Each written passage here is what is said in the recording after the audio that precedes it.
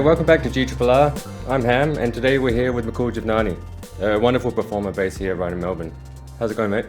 Going good. How about you? Yeah, not too bad. Lovely to have you along. Thank you. My pleasure. Yeah, well, I've heard that you've been playing for probably almost a decade now.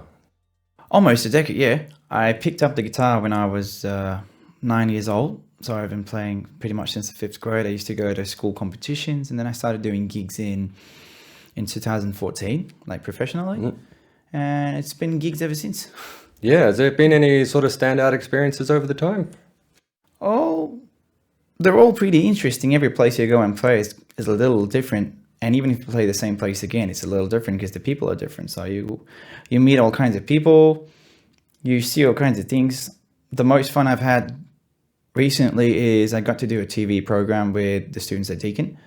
And I did one of my originals there, and it was like a proper live thing, which was really fun, and it was pretty intense because I haven't been in a live studio before, so that was pretty fun. Yeah, It's pretty good. Yeah. Well, what keeps you going back after 10 years? Because it's quite a long time to be playing, and some people might see the industry as like a bit of a gamble to get into. Absolutely. So like sticking at it for 10 years, it's like quite commendable. It's it's interesting. It's not like I've never had second thoughts, but they never took over. It's been like I knew since school that I wanted to make a career in music, and back then I was a metalhead. Yeah, I used to listen to a lot of metal. I was in a band. I liked the rock part of it, and then I started changing my genre.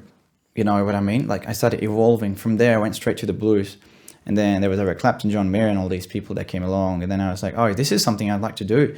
And further down, recently I got into a little R&B. So it's not the same thing all over for the last 10 years. It's been different kinds of music, and the excitement to learn the different kind of music and then maybe try to make it, because I've been experimenting with electronic stuff and a bit of rock stuff and then R&B stuff, and I try to mix it all together as well. So just kind of a mix of all the influences I've had over the time. So it keeps things interesting for me.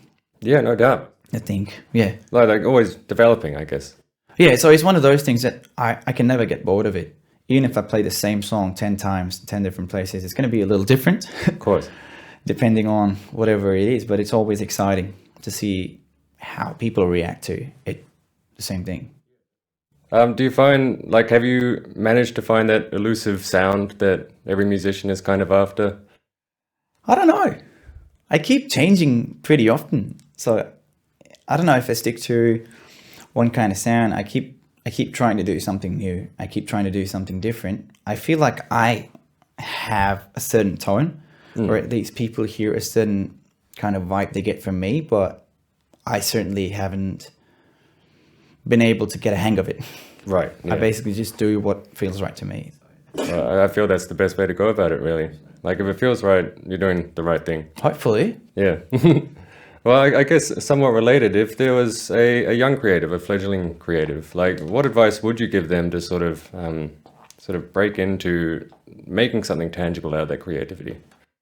Well, it really depends on what someone wants to do with their music, because for some people it's just about the fun. They just want to play some music, record some music for themselves, for their family, not release it, maybe do some gigs. Some people want to do a lot of gigs, and some people just like to do covers. Some people just like to do their own music and maybe release it to the world. So it depends on what their outlook is on having a music career, because some things pay more, some things pay less, some things need a lot of patience, and sometimes you get a shortcut and you just want to make money off of it. You do something else, you go all the way.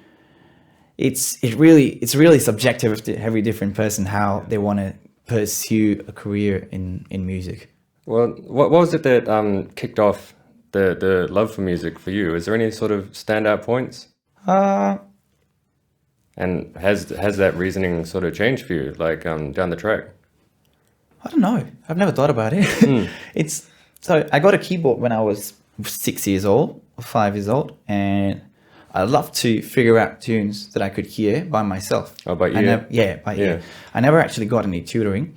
I had a teacher for a few months there who told me how to play the C scale, and that was it for me. That was before the guitar. And I never actually learned how to play the keys. Then after my move, I started to learn the guitar when I was 9, and there was weekly classes, like an hour a week. And they told me most of the basics, but I never actually learned guitar from someone else. Right. And it's all been something I've been developing myself. So music theory is like Arabic to me. Right. Okay. I don't know how, at least the most part of it. I know what I'm doing, but there's a lot of stuff I don't know, but I know how to play. Yeah. So it's one of those things that I just learned by ear, and that's been most of it.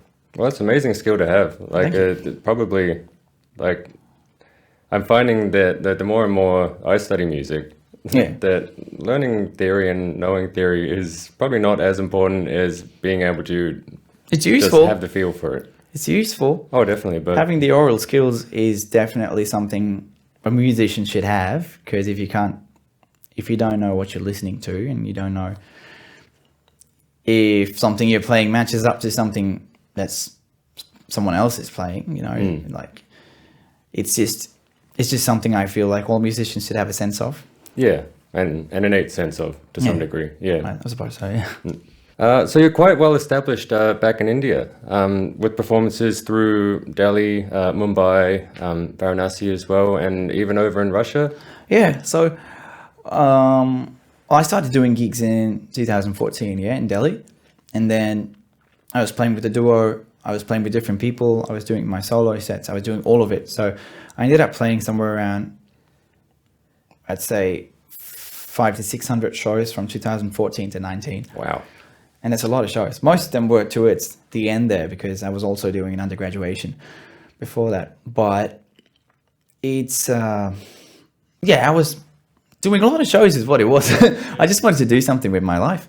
And at that point in time, like, I was younger than now, I suppose. But, and then I didn't know what to do with my time. Yeah. Because as soon as I graduated from college, I was like, okay, what do I do now? Well, may as well And- play shows. yeah, like, let's do a lot of shows. What could go wrong? And it was great because, well, I got to do what I love. I had a reason to do it, and it paid too. So there's no cons there. It's just that I overexerted myself a lot. Yeah, a bit of burnout. I burnt out hard in 2019, and I got sick.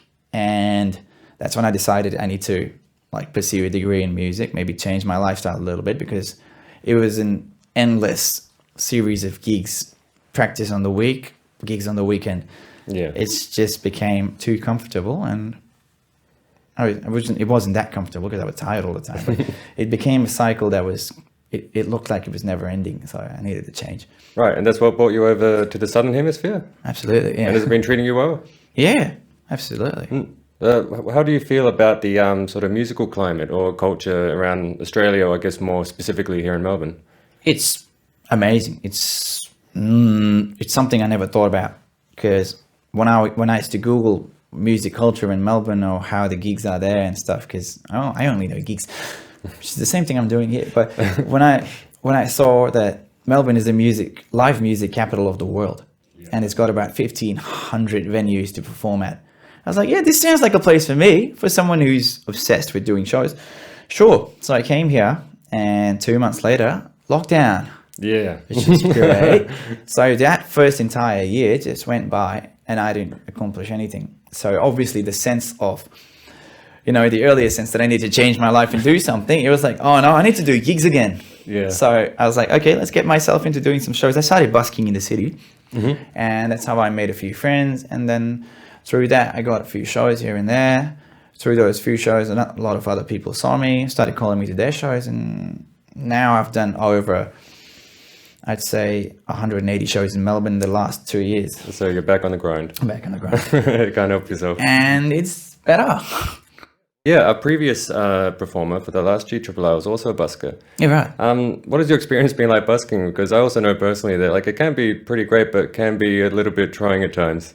It's pretty awesome, to be honest, because busking is something, coming from India, busking didn't exist there. Right. So there was no busking in India, but it was really new to me when I came here. I'd only seen it in videos online, and I was like, okay, this is something I'd like to give a shot to. And I started busking in last November, that's 2020 November, and there was a busking program going on there where the city was paying buskers to busk, and they were giving you slots. So it was pretty cool that it controlled everything and they paid you to do it. I was like, okay, yeah, that sounds great.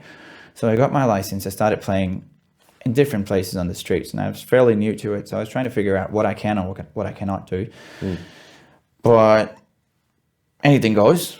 You can do whatever music you want, whatever you like. It doesn't matter if the venue likes it or not. It gives you some kind of freedom. You can practice your music and you can get paid at the same time for doing it. And people genuinely do like to drop tips if they like your music. They stay, they sit down, they'll stay for an hour or two, and they'll make videos of you and they'll stay there. They'll express their support, which is extremely friendly and nothing I'm used to. So it's really welcome.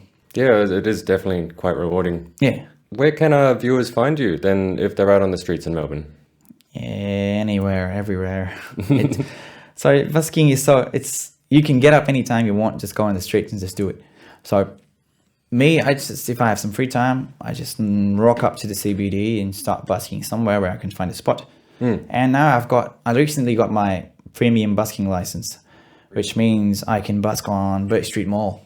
Oh, right. So that's pretty cool. It's Yeah. a very cool spot to busk at.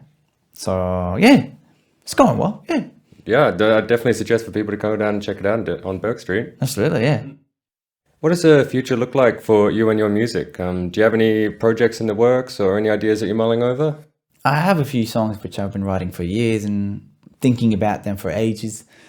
I just need to gather myself and up and record them and release them. I'm hopefully trying to do an EP this year. If all works out as planned.